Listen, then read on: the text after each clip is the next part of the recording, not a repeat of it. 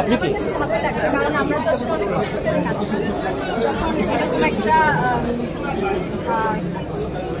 মানে ক্রিটিক্যাল ভালো কন্টেন্ট নিয়ে কাজ করি তারপর সেটা দর্শকদের জন্য কাজ করি এবং দর্শকরা যখন পছন্দ করে দেখে বলে তখন এই কষ্টটা সার্থক হয়ে যায় এবং ভালো লাগে এবং ইন্সপায়ার হয়ে যায় ফিউচারে যেন আরো ভালো কাজ করি।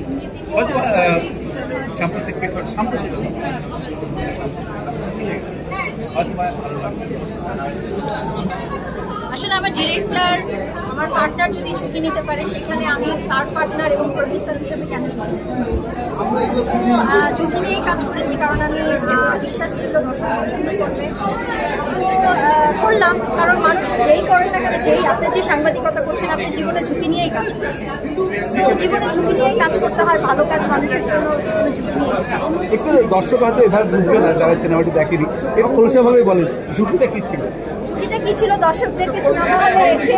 সিনেমা দেখে বের করতে হবে এবং 13ই ডিসেম্বর থেকে আপনাদের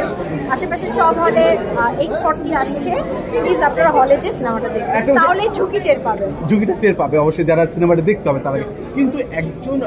পরিচালককে বলা হয় যে